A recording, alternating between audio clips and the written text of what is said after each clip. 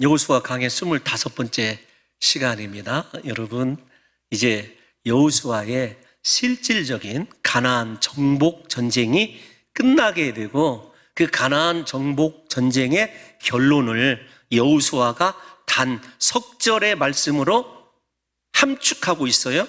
오늘 우리가 읽은 이 본문의 말씀이 정복 전쟁의 결론이다.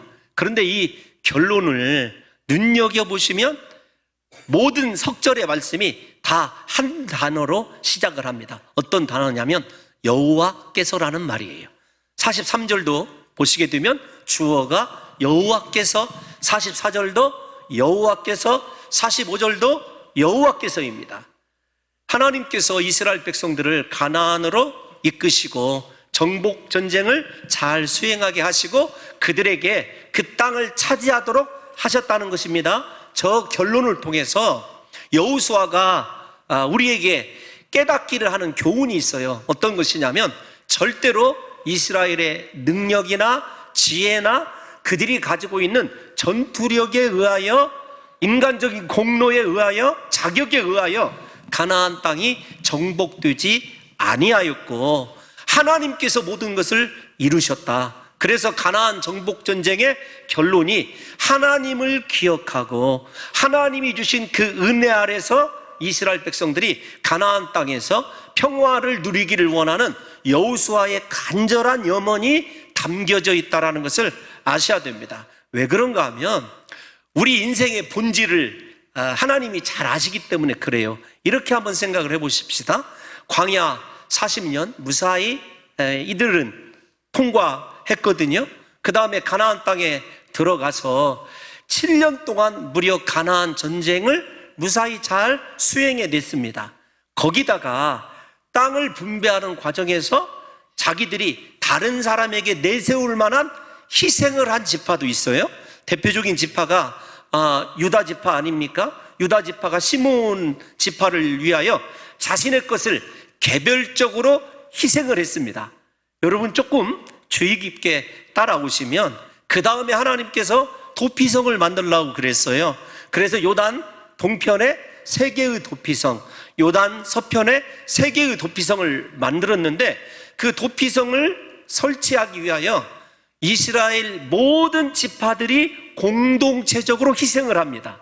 왜냐하면 그 도피성을 설치하게 되면 그 지파에 속해 있는 사람들이 공동체적으로 희생을 해야 돼요. 그 다음에 우리가 지난 시간에 살펴본 대로 레위 지파에게 48개의 성읍을 내어주었어야 됐어요. 이건 또다시 개별적인 희생입니다. 왜 그런가 하면은 모든 지파가 레위 지파를 위하여 자기들이 부여받은 땅을 내놓았어야 하거든요. 여러분 이렇게 한번 생각을 해보세요. 이 시간이 대략 10년이라고 생각을 해보십시다. 10년 동안 우리 싸움도 잘했어. 가나안 땅도 정복을 했어. 그리고 내가 다른 사람들이 어쩔지는 모르겠지만 이만큼 공동체를 위하여, 다른 사람을 위하여 내 것도 내어놓을 수 있는, 희생할 수 있는 믿음의 사람이야. 거기에다가 하나님을 위하여 말씀하시는 대로 기꺼이 우리가 살아갈 것도 비좁지만 말씀에 순종하여서 내가 이것도 내어놓은 사람이야. 여러분 우리가 한 10년의 세월을 승리에 취하고 자기 자신의 나름대로 헌신과 신앙에 취하다 보면은 이 은혜가 내가 소유하고 있는 것, 내가 헌신하는 것이 마치 내 것인 그냥 내 자신의 것을 희생하고 내가 남다른, 다른 사람보다 하나님을 향한 탁월한 믿음의 열정이 있다고 착각하기가 쉽거든요.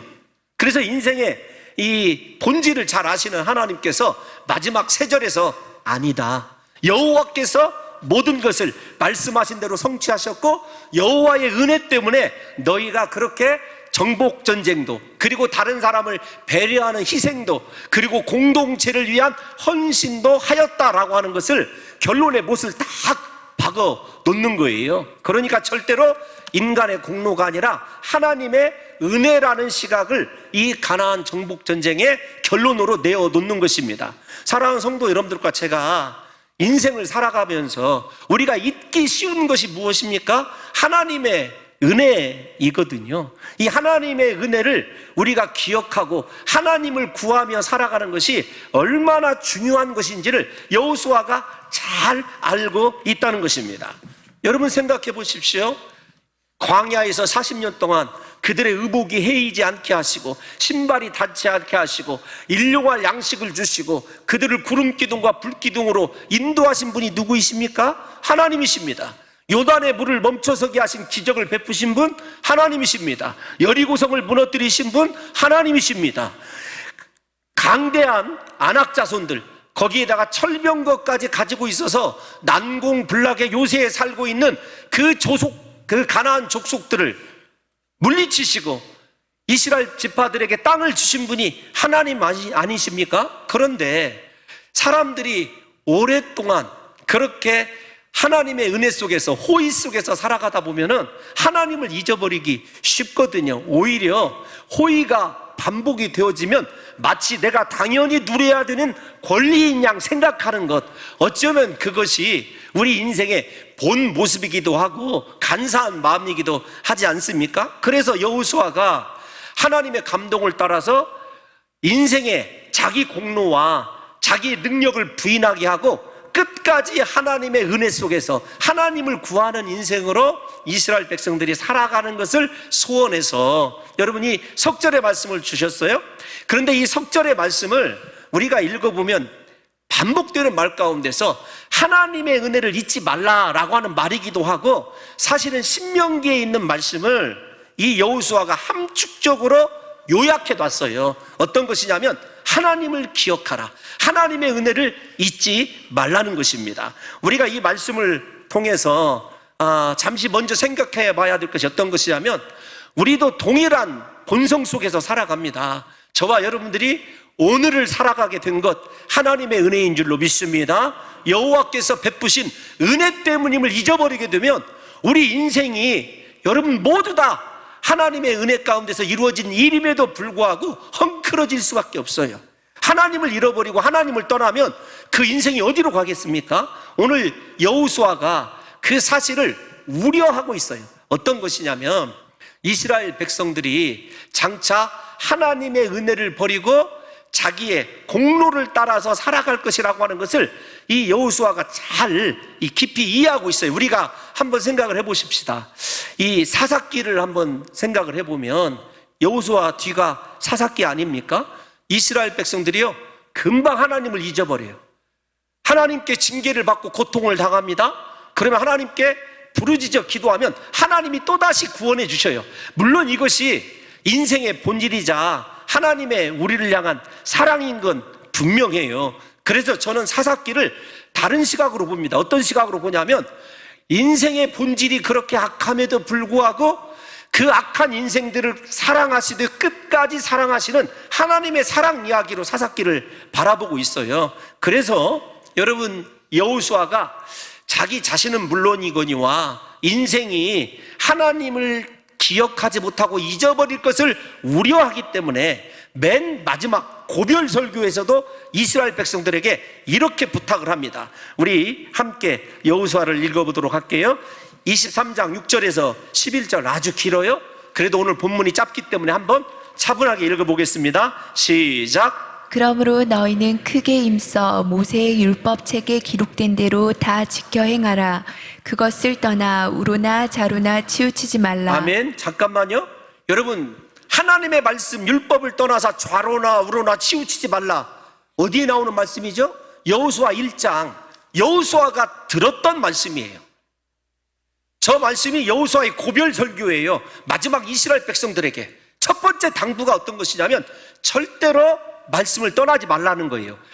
경험신앙만큼 중요한 것이 어디가 있겠습니까? 여호수아가 경험한 것 중에 자신의 승리, 인생의 승리의 원인이 어디에 있었냐면 하나님이 부탁하신 대로 그 말씀을 붙잡고 좌로나 우로나 떠나지 아니하고 치우치지 아니하였기 때문이라는 것을 여호수아가 경험했어요.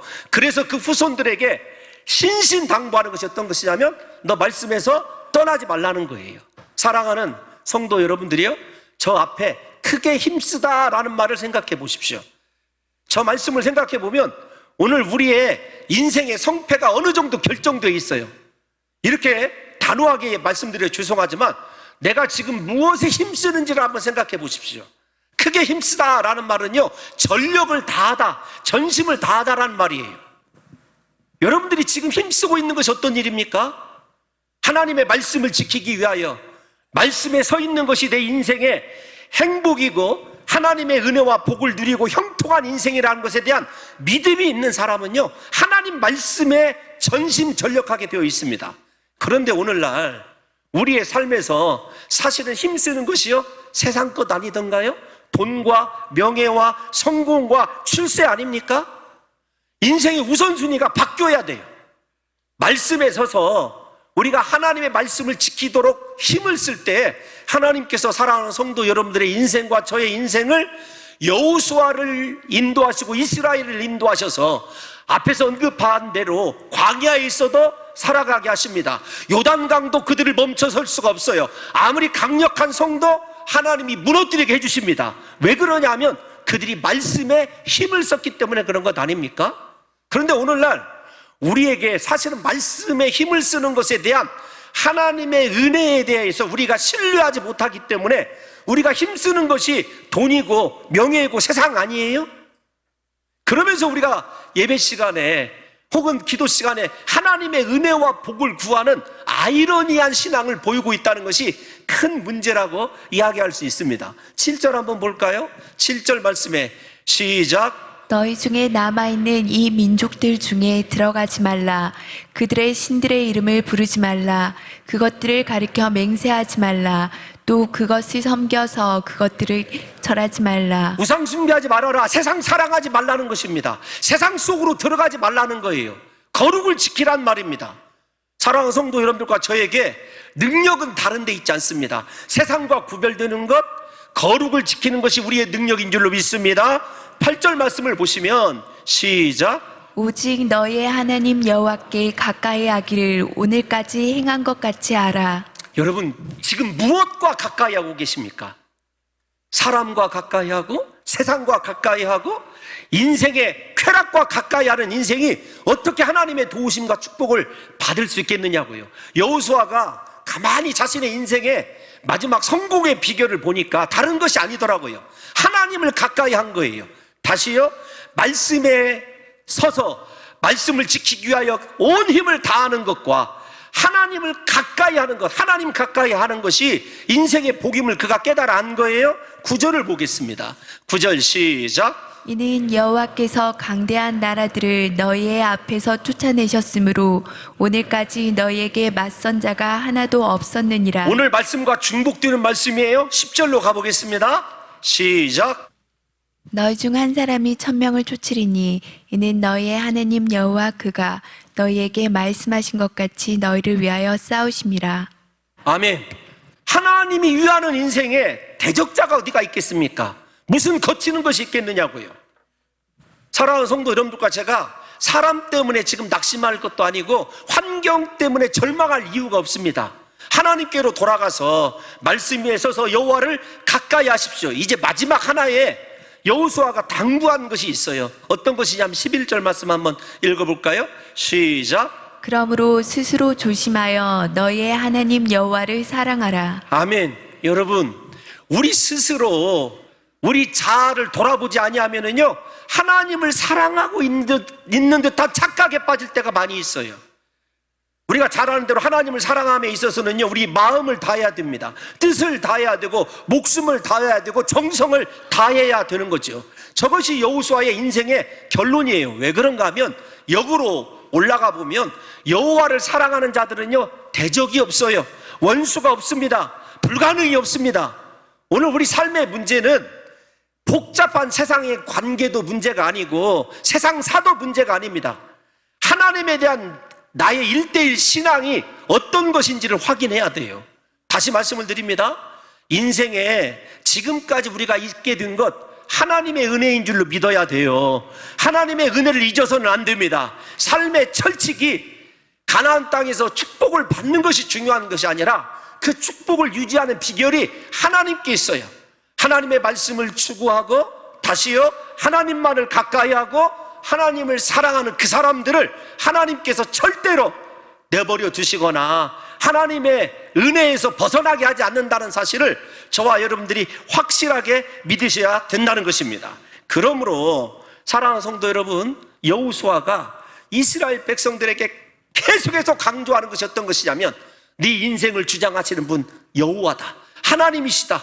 하나님만 바라보고 하나님을 구하는 인생을 살으라는 거예요. 왜냐하면 그분은 약속하신 대로 모든 것을 행하시는 신실하신 하나님이기 때문임을 여호수아가 강조하고 있거든요. 앞에서 사사기 이야기 해드렸습니다.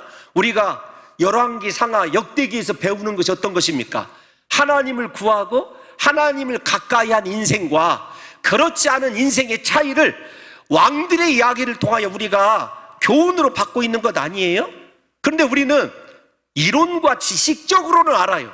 그런데 그 실제성에 있어서는 우리가 그 하나님을 가까이 하는 것이 얼마나 복인가, 하나님과 멀어지는 것이 얼마나 인생의 위기인지를 실감하지 못해요. 그래서 여호수아가 스스로 삼가하고 스스로 조심하라는 말이 그 말씀이거든요. 그래서 매일 생각해 봐야 돼요. 나 진짜 여호와 구하고 있는 거 맞은가? 하나님을 사랑하고 있는 성도 맞은가? 말씀 위에 서 있는 인생 분명한가를 확인해야 된다니까요. 우리 하나 열왕들의 이야기 가운데서 제가 떠오른 인물이 어떤 인물이냐면 우시야예요. 우리가 잘 알다시피 다윗, 히스기야, 요시야, 우시야는 남쪽 유다의 그래도 성군에 속하는 사람 아닙니까? 근데 우시야의 경우는 아주 특별한 경우예요. 이사야를 읽어보면 이사야 선지자의 사촌이 이 우시야 왕이거든요. 근데 우시야를 이사야가 나름대로 이 우시야 왕이 잘하면 메시아의 그림자가 될 수도 있겠다 생각했던 성군 중에 성군이었어요. 유다, 무너져가는 유다를 일으켜 세운 왕입니다. 거기에다가 나라를 강성하게 했고 하나님의 거룩한 종교, 하나님만을 섬기는 완전한 종교적 정화를 가져온 아주 탁월한 왕이에요. 그런데 그 왕이 그렇게 하나님과 사람들 앞에 인정받을 수밖에 없었던 이유를 성경이 뭐라고 얘기하는 줄 아십니까? 여러분, 우리 다 같이 한번 역대하 26장 5절 한번 읽어보겠습니다. 시작. 하나님의 묵시를 밝게 하는 스가랴가 사는 날에 하나님을 찾았고 그가 여호와를 찾을 동안에는 하나님이 형통하게 하셨더라. 아멘. 신앙생활은요 단순해요. 복잡하게 생각할 것이 아닙니다. 여러분, 하나님을 구하고 하나님을 찾는 자들에게 지금 여호수아가 하는 말과 동일합니다. 형통할 것이다. 하나님이 대적을 물리쳐 주실 것이다. 약속한 대로 너희에게 모든 것을 허락해 주실 것이다. 그 신뢰가 여러분 우시야이기도 하고 히스기야이기도 하고 하나님께 쓰임받은 인물들의 특징 아닙니까?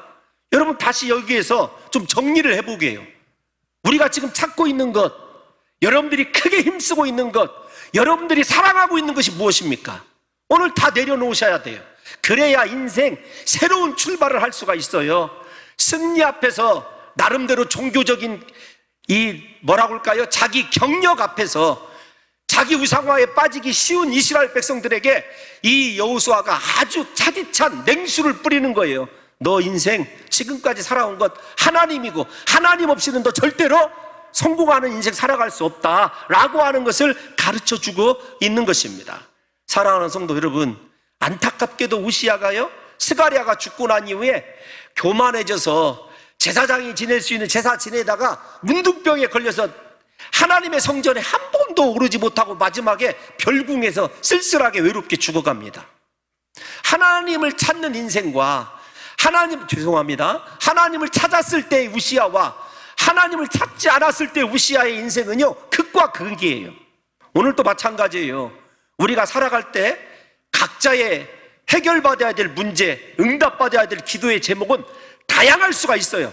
그런데 여러분, 그 응답의 길은 딱 한 가지입니다. 하나님께 돌아와 하나님이 내 인생 지금까지 인도하셨습니다. 하나님만 사랑하게 도와주옵소서. 말씀을 추구하게 도와주옵소서. 여러분, 이 두 가지면 인생이 고침받는 것, 내 삶이 회복되는 것은요 형통케 되는 것은 시간 문제라고 하는 것을 여호수아가 이스라엘 백성들에게 아주 강력하게 자신의 경험을 통해서 이야기해주고 있는 거죠. 그래서 사랑하는 성도 여러분, 우리에게 하나님을 구하고 하나님으로 살아가는 삶, 그리고 하나님의 말씀에서 좌로나 우로나 치우치지 않은 삶은요, 우리 인생의 모든 것을 결정하는 축복의 지도입니다. 정말로 복된 길, 형통한 길. 다시 말씀을 드립니다. 인생 얼마나 복잡합니까? 우리가 해결해야 될 문제예요. 어떻게 보면 너무도 복잡해서 처음과 나중도 보이지 않아요. 그럴 때일수록 단순해져야 됩니다. 하나님을 구하시고 하나님을 사랑하십시오. 말씀에서 내 인생을 점검해 보시면 분명히 살아계신 하나님, 오늘 말씀대로 약속에 신실하신 하나님, 반드시 말씀대로 이루시는 그 하나님께서 저와 여러분들의 소원을 이루어 주실 뿐만 아니라 우리 인생을 지켜주시는 놀라운 복을 허락해 주실 줄로 믿습니다. 여러분, 여호수아가 강조하는 것이 어떤 것이냐면 사람은 간사하고 하나님은 신실하시다는 거예요. 우리 스스로 조심해야 될 것이 어떤 것이냐면 여러분의 신앙을 과신해서는 안 돼요. 나는 괜찮겠지. 이만해, 앞에서 말씀드린 대로 이만한 신앙의 경력이면 구원은 따놓은 당상일걸. 천만의 말씀이에요. 하나님 잃어버리고 하나님 기억하지 못하는 것이 인생의 여러분 본질이라니까요. 여기 서 있는 홍 목사도 마찬가지예요. 그래서 때로는 우리에게 고난도 있고 위기도 있어서 하나님 찾도록, 하나님 매달리도록 어쩌면 우리 삶에 복잡한 문제들이 있는 것이 그것이 정상인지도 몰라요. 하나님의 사랑의 표현인지도 모른다고요.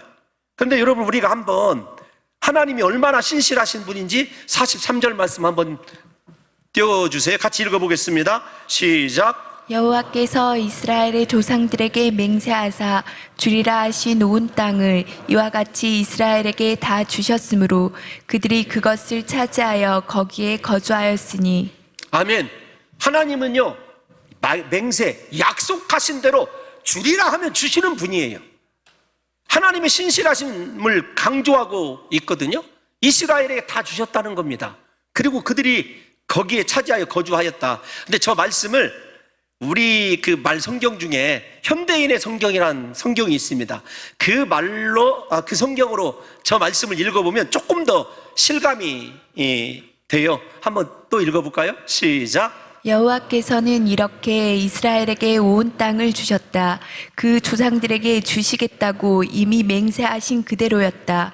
이스라엘은 그 땅을 차지하고 살았다. 여러분, 가장 이게 우리가 눈에 띄어야 될 단어가 어떤 것이냐면 여호와께서는 이렇게 하셨다는 거예요. 이렇게. 그런데 그 이렇게가 어떤 거냐면 그 조상들에게 주시겠다고 이미 맹세하신 그대로였다. 이것이 하나님의 이렇게예요. 하나님이 얼마나 신실하시냐면 하나님께서는요, 말씀대로 모든 것을 다 이루어지는 것이 이루어 주신다는 거예요. 그런데 여러분, 이렇게 한번 제가 생각을 해봤어요. 어떤 생각이냐면 저 조상들이 우리가 잘 아는 대로 아브라함과 이삭과 야곱 아닙니까? 아브라함에서부터 여호수아가 가나안 땅을 차지할 때까지 690년이라고 신학자들이 이구동성으로 이야기를 해요. 계산이 해보면, 근데 어림 잡아서 약 700년이라고 생각을 해보십시다. 제가 저 말씀을 묵상하면서 일종의 약간의 이 신앙적 질문이 생기기 시작했어요. 어떤 것이냐면, 여러분 690년 딱 들으면 어떤 마음이 먼저 드십니까? 첫 번째, 너무 길다. 너무 길다는 것 아니에요? 여러분들은 길지 않군요. 천년의 사랑을 노래하고 사는 사람들이 무슨 690년이 그까이 거죠. 그런데 생각을 해보세요. 아니, 내가 지금 신앙생활하는 것이 690년 뒤에나 이루어진다. 저는 급해요. 언제나 제 신앙의 가장 큰 약점이자 장점은 now예요. 지금이에요. 하나님 지금 역사에 주옵소서. 지금 보여주옵소서이거든요. 그래서 짧은 목회 기간에도 제가 좋아하는 말이 지금이에요. 그래서 지금 이루어지지 않으면요, 금식합니다. 하나님, 저 죽어요. 극단적이에요. 애가 좀. 근데 여러분, 690년 만에 이루어지는 거예요. 690년 만에. 두 번째 제가 생각하는 것이 어떤 것이냐면 690년 후에 하나님께서 일을 다 아시고 690년 후에 일을 아시고 아브라함에게 보여주신 거예요. 믿음으로 아브라함은 690년 후에 그 일을 믿은 것이 아니라 보았어요. 왜냐하면 믿음은 바라는 것들의 실상이요 보지 못하는 것들의 증거이기 때문에 그래요. 제가 두 가지가 생각이 나더라고요. 어떤 생각이 나냐면 참 대단하다. 690년 뒤에나 이루어질 일에 대하여 아브라함은 믿었어요. 그 믿음이 의로 여겨진 것, 사랑하는 성도 여러분들과 제가 잘 아는 것 아니겠습니까? 근데 그 믿음을 역으로 제가 한번 생각을 해봤습니다. 어떤 거냐면 지금 내가 하나님께 부르짖어 기도하는 것, 내 때 이루어지지 않아도 우리 다니엘, 장가도 못 간 그 다니엘 당연히 아이가 없겠죠. 그 아이 때 이루어질 것이고를 생각하니까 우리 인생이 이렇게 이해가 되더라고요. 나는 지금 내일 일은 알 수 없지만 하나님은 내 모든 인생, 내 영원한 것을 다 알고 계시는 하나님 아니십니까? 다시요, 지금의 내 삶의 고난의 이유 나는 알 수 없어요. 지금 이 길을 헤쳐나가야 될지 어떻게 가야 될지 보이는 것 없어요. 그런데 진짜 믿음의 사람들은 그 일들이 하나님께서 적어도요 확신이 아니더라도 하나님께서 아시고 계시고 그 하나님이 나를 여전히 사랑하고 계시기 때문에 그 일도 선으로 바꾸실 것이라고 하는 믿음을 갖고 살아가게 되더라고요. 사랑하는 성도 여러분들이요, 제발 저와 여러분들에게 하나님은 신실하시기 때문에 저와 여러분들이 붙잡은 오늘의 이 말씀 반드시 이루어질 줄 믿으시기를 예수님의 이름으로 축원합니다. 하나님은 영원하셔요. 이걸 생각하니까 좀 삶이 가볍더라고요. 요즘에 우리 장로님들하고 함께 많이 나누는 이야기가 어떤 이야기냐면, 저 이제 제가 그 장로님들에게 제가 선포를 해요. 우리 교단의 법으로 따지게 되면 제가 2036년 12월 17일 날 마쳐야 됩니다. 우리 장로님들이 얼굴이 굳어지는 걸 보면서 지긋지긋하게 길다고 생각하시겠구나. 그랬더니 우리 장로님들이 마치 아무 일도 없었던 것처럼 웃으시더라고요. 그런데 이런 생각이 들어요. 어떻게 해나가야 될까? 우리 교회 문제, 선교 문제 어떻게 해야 될까? 이런 고민을 하다가 제가 전혀 쓸데없는 고민을 하고 있다는 사실이 깨닫게 되어졌어요. 왜냐하면 내 모든 인생을 아시는 그 하나님이 내 삶을 주관하고 계시고 하나님의 약속은 신실하고 그것은 분명히 이루어지는다는 사실을 믿는다고 한다면요 아주 인생이 단순해지더라고요. 부디 우리 성도 여러분들에게 제 마음을 다 표현할 수는 없지만 하나님은 신실하시고 오늘 여러분들이 붙잡고 아멘한 그 말씀은 반드시 이루어질 줄로 믿으시기를 예수님의 이름으로 축원합니다. 한번 생각해 보세요. 제가 두 번째 느끼는 것이 어떤 것이냐면 이런 겁니다. 쭉 펴봤어요. 요셉이 얼마나 가나안 땅에 가고 싶었으면, 우리가 생각할 때 윤리적으로 완벽한 삶을 산 사람이 요셉 아닙니까? 요셉이 뭐라고 부탁하냐면, 얘들아 애굽을 떠나갈 때 제발 내 해골 좀 가지고 가서 가나안 땅에 묻어다오. 아니 마지막 창세기의 이 이야기가 창세기를 쫙 펴시면 1장에서 생명을 창조하신 하나님의 이야기로 시작이 돼요. 50장은 죽음 이야기, 요셉의 죽음과 해골 이야기로 끝이 나요. 생각해보면 어떻게 보면 조금 씁쓸해요. 그런데 그 해골 죽음 속에 하나님의 약속에 대한 확신 있는 믿음의 사람의 고백이 생명과 죽음을 초월해서 그 믿음이 하나님의 역사를 일으키는 장면임을 창세기가 그렇게 규결되어지는 것을 보면서 때로는 감동을 합니다. 너무 설교가 진지한 것 같아요. 여러분 이렇게 생각을 해보세요. 요셉같이 완벽한 사람도 가나안 땅을 가지 못했어요. 더 가까이 가보십시다. 모세를 생각해 보세요. 모세와 같이 하나님과 얼굴을 대면하여 보고 하나님이 칭찬하고 하나님께서 사랑한 지도자가 어디가 있습니까? 그런데 모세도 가나안 땅에 들어가지 못했어요. 아니 제가 두 사람을 좀 깊이 생각을 해봤습니다. 그런데 광야에서 날마다 불순종도 하고 나름대로 믿음보다는 허물이 많았던 이스라엘 백성들이 가나안 땅에 들어갔을 때 그들의 감격이 얼만큼 컸을까? 제가 이 사실 이걸 좀 표현하고 싶은데 어떤 거냐면, 사랑하는 성도 여러분, 저와 여러분들이 이 대목에서 은혜를 받아야 되는 것이 어떤 것이냐면, 윤리적으로 완전하지 못해도 괜찮습니다. 우리 믿음이 부족해도 괜찮아요. 허물밖에 없어도 괜찮습니다. 우리를 사랑하셔서 말씀을 주시고 맹세하신 그 하나님은 그렇게 완벽하고 흠이 없는 사람이 아니라 우리처럼 죄인인 줄 알고 부족한 줄 알고 허물밖에 없는 우리들을 사랑하셔서 이스라엘을 가나안 땅에 들이신 것처럼 우리를 향한 하나님의 그 약속의 지점에 반드시 우리를 이끌어내실 것이라고 하는, 이끌어서 도착하게 하실 것이라고 하는 믿음을 가지시기를 예수님의 이름으로 축원합니다. 만약에 가나안 땅에 모세만 들어가고 요셉만 들어갔다면요, 저 좌절할 거예요. 무슨 말씀을 드리고 싶냐면, 사랑하는 성도들, 우리가 인생을 돌아보면 허물밖에 없잖아요. 죄밖에 없잖아요. 그래서 지금 당하는 고난이 내 죄 때문인 것 같고, 때로는 내 인생이 아무런 소망이 없는 것, 하나님께서 나를 버리시는 것 아닌가? 여러분, 그렇게 생각하지 마십시오. 하나님의 사랑은요, 얼마나 위대한 사랑인지를 제가 입증해 드리려고 그래요. 지금 부디 여러분들과 제가 이 시간에 인생을 내 시각에서 바라보는 것이 아니라 이스라엘을 사랑하시듯 끝까지 사랑하시는 그 하나님의 사랑의 관점에서 저와 여러분의 인생을 좀 바라보시고 힘을 내셨으면 좋겠어요. 그 이야기를 지금 입증을 하고 싶어요. 우리 44절 한번 읽어보겠습니다. 44절 시작. 여호와께서 그들의 주위에 안식을 주셨으되 그 조상들에게 맹세하신 대로 하셨으므로 그들의 모든 원수들 중에 그들과 맞선 자가 하나도 없었으니 이는 여호와께서 그들의 모든 원수들을 그들의 손에 넘겨 주셨음이니라. 아멘. 여러분 깊이 생각해 보십시오. 저 말씀이 어떤 말이냐면, 이스라엘 백성들이 가나안을 정복했습니다. 그런데 첫 번째, 믿음의 부족 때문에 진멸하라고는 하나님의 말씀을 불순종했어요. 두 번째, 자기 자신이 400년 동안 종으로 살아오다가 노예로 부릴 수 있는 일종의 신분의 대변화가 일어났어요. 아, 종되었던 내가 이제 주인이 되어서 노예를 부리고 살아가네? 이 모습 바라보면서 얼마나 속으로 쾌재를 불러일으켰겠습니까? 나도 드디어 노예를 두고 살아가는 사람.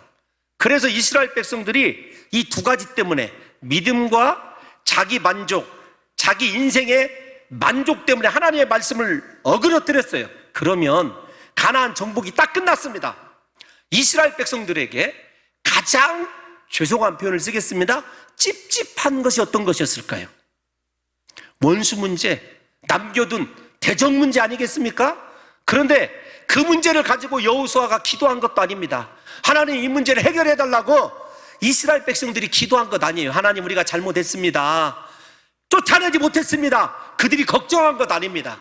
그런데 하나님께서 그 이스라엘, 허물 많고 그렇게 죄밖에 없는 그들을 얼마나 사랑하시는지, 그들이 온전한 기쁨을 누리도록 그들이 제일로 겉으로 표현은 못하지만 속으로 근심하는 그 문제를 하나님이 44절에서 미리 언급을 해주셔요.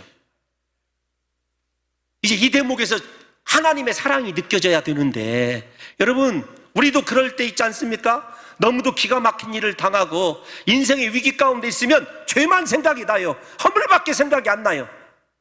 그리고 하나님이 은혜를 주셔도 완전한 기쁨과 감사를 할 수 없는 이유가 무엇 때문에 그러냐면, 내게 이런 허물이 있는데, 지난날에 내가 이랬었는데, 그걸 생각하다 보면 하나님이 주신 선물의 의미가 축소될 때가 많이 있거든요. 하나님이 그 인생의 연약함을 잘 아세요. 이스라엘의 실수를 아세요. 허물을 아세요. 얘들아, 괜찮다.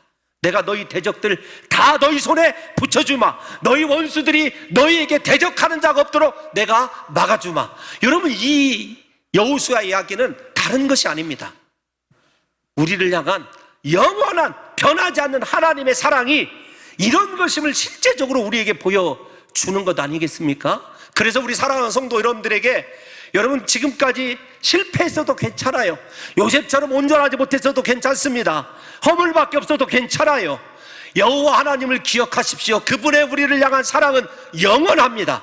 그분이 내 인생의 문제에 이미 가셔서 이렇게 만지고 계시고, 이렇게 역사하고 계시고, 이렇게 회복하고 계심을 믿으시기를 예수님의 이름으로 축원합니다. 그런데 그 하나님의 사랑이 극적으로 44절에서 더 표현이 돼요. 어떤 거냐면, 한 절만 다시 44절을 띄워놔 주세요. 여러분, 44절을 읽어보시면 이렇게, 그들의 모든 원수들 중에 그들과 맞선 자가 하나도 없었으니 이 말씀을 제가 히브리어로 읽다가 은혜를 받았어요. 여러분, 왜 은혜를 받았냐면 앞에서 이렇게 말씀드렸습니다. 하나님의 말씀에 부분적으로 순종하여서 찝찝한 인생, 옆구리에 지르는 가시를 남겨놓은 그 인생을 향하여 하나님이 걱정하지 말아라, 내가 너희 모든 문제를 해결하겠다 하면서 쓴 표현 중에 그들과 맞선 자가 하나도 없었다. 여러분, 이 말씀이 제가 눈에 들어와서 찾아봤어요. 그랬더니 어떻게 히브리어 원문으로 되어 있냐면, 여호와 하나님께서 그 대적들을 향하여 그 얼굴을 들고 계심으로 이스라엘은 그 하나님 등 뒤에 숨어 있더라, 그런 표현이에요. 근데 이 본문을 신학자들이 뭐라고 해석을 하냐면 하나님의 사랑을 모성애로 해석을 하는 거예요. 제가 우리 성도들을 위해서 기도할 때 특별히 그 아이를 둔 어머니의 눈물을 생각할 때마다 제가 이게 굉장히 그 마음이 아려와요. 왜 그러냐면 제가 어머니들의 모성애적 사랑이 얼마나 강한 것인 것을 제가 잘 알거든요. 왜 그런가 하면은 제 큰아이가 어려서 눈을 여러 번 수술을 했어요. 근데 제가 이렇게 안고 갑니다, 그 수술실 앞으로. 그러면 이제 거기에서 그 의사 선생님이 아이와 이렇게 놀면서 살짝 주사를 이렇게 마취를 놓거든요. 그럴 때 제 아내가 뒤에서 이렇게 얼굴을 감싸주고 기도를 합니다. 하나님, 내 눈과 바꿔주세요. 저는 그렇게 생각해 본 적이 한 번도 없어요. 하나님, 내 눈과 바꿔주세요. 제가 모성애적 사랑을 생각할 때 여러분, 지금도 마음속에서 울리는 기도 제목이 하나 있어요. 막 외치는 엄마의 외침이, 하나님, 이 병 내게 주시고 내 건강 우리 아들에게 주세요. 이게 모성애적 사랑이거든요. 그런데 저 사랑, 하나님의 저 사랑이 어떤 거냐면, 하나님이 그렇게 배은망덕한 이스라엘 백성들을 자신의 등 뒤로 다 숨기시고 하나님이 그 문제 앞에, 적들 앞에 얼굴을 내놓고 서 계시는 장면이 바로 저 장면이에요. 우리 사랑하는 성도 여러분들, 한번 생각을 해보십시오. 하나님의 우리를 향한 사랑, 그분은 우리의 허물을 기억하시고 우리를 벌하시기를 기뻐하시는 하나님이 아니라 그렇게 배은망덕하고 시시각각 하나님을 잊어버리는, 은혜를 떠나서 내 마음대로 살아가는 그들 앞에, 그 문제 앞에, 얘들아 걱정하지 말아라, 내가 그들을 향하여 얼굴을 들고 서 있고 너희는 내 등 뒤에 있느니라. 그러므로 우리가 바라봐야 될 것, 하나님의 등인 줄로 믿습니다. 사랑하는 성도 여러분들이요, 절대로 낙심하지 마십시오. 주저앉지 마십시오. 하나님이 내 앞에 계십니다. 하나님이 여러분들이 고민하는 그 문제 이렇게 해결하고 계시다는 사실을 믿으시기를 예수님의 이름으로 축원합니다. 여러분, 마지막으로 하나 제가 약 2분에 걸쳐서 말씀드리고 싶은 것이, 하나님의 모든 말씀, 맹세하신 대로 성취하시는 이 말씀에 대해서 이야기를 하고 싶어요. 여러분, 하나님의 말씀은요 진실해요. 우리가 그 말씀을 잘 알고 있지 않습니까? 우리 민수기에 있는 말씀 한번 띄워놔 주세요. 민수기 23장 19절에 보면 이렇게 이야기를 해요. 시작. 하나님은 사람이 아니시니 거짓말을 하지 않으시고 인생이 아니시니 후회가 없으시도다. 어찌 그 말씀하신 바를 행하지 않으시며 하신 말씀을 실행하지 않으시랴. 아멘. 여러분, 하나님에게는 거짓이 없으십니다. 하나님이 우리를 자녀로 택하신 거요, 후회하심이 없으십니다. 우리와 함께 하시는 것 후회하심이 없으십니다. 그 하나님의 사랑을 믿으셔야 돼요. 그리고 그분은 말씀하신 바를요 반드시 행하시는 분이에요. 그런데 이 말씀이 너무 제가 참 재미있다, 이런 은혜스러운 말씀이네, 깨달은 것이 있어요. 우리 마지막 45절 말씀 한번 읽어보겠습니다. 45절 시작. 여호와께서 이스라엘 족속에게 말씀하신 선한 말씀이 하나도 남음이 없이 다 응하였더라. 아멘. 하나님은 말씀하신 대로 우리에게 약속해 주시는 분이시거든요. 그런데 선한 말씀이 무엇일까를 제가 집중하기 시작을 했어요. 왜? 하나님은 선하시다. 히브리어로 토브라고 하는 말이잖아요. 우리 장로님들도 잘 아시는 말씀입니다. 선하다. 그런데 그 선하다고 하는 말에 정관사가 붙어 있어요. 그러니까 하나님의 그 선하심이, 여러분, 말씀이라고 하는 단어는 다바르예요. 그런데 정확히는 말씀들 이렇게 번역이 되어야 되는데 그 앞에도요 그 말씀들 되어 있어요. 그런데 저 말씀이 어떤 거냐면, 사랑하는 성도 여러분, 하나님이 빛이 있으라 말씀하시니 빛이 있었고. 그러니까 하나님의 말씀은 들리는 것이 아니에요. 어떤 것이냐면 실제화되는 거예요. 하나님의 말씀이 단순히 우리에게 들려지고 멈춰지는 것이 아니라 하나님의 말씀은 곧 실제가 되는 거예요. 그래서 하토브 하다바르라는 단어가 쓰여져 있는 겁니다. 무슨 말씀을 드리고 싶냐면, 사랑하는 성도 여러분들과 제가 말씀을 붙들잖아요. 그 말씀이 기록된 내용대로, 내가 붙잡은 그 말씀대로 내 인생을 바꿔놔요. 그 말씀에는요, 창조의 능력이 있습니다. 그 말씀에는 치유의 능력이 있습니다. 그 말씀에는 회복의 능력이 있어요. 하나님의 말씀은 살아있는 줄로 믿습니다. 그래서 창조에 나왔던 하다바르가 저기에 쓰여져 있는 거예요. 그러므로 사랑하는 성도 여러분들과 제가 무엇을 붙잡아야 되겠습니까? 오늘 그 하나님의 말씀을 붙드십시오. 오늘 그 말씀은 하나님께서 살아있는 말씀이자 그대로 행하시는, 실제화되는 살아있는 말씀임을 믿으심으로 말미암아 약속에 신실하신 그 하나님께서 오늘 우리 사랑하는 성도 여러분들과 저에게, 얘들아 낙심하지 말아라, 문제 앞에 좌절하지 말아라, 내가 이미 이렇게 말씀대로 행하였노라, 실제화하였노라고 하는 분명한 보증수표임을 믿으시고, 우리 성도 여러분들과 제가 오늘 한 주를 살아갈 때 나를 버리시지 아니하시고 내 인생을 위하여 앞에서 일하시고 계시는 그 여호와의 크신 사랑을 만끽하시는 한 주가 되시기를 예수님의 이름으로 축원합니다.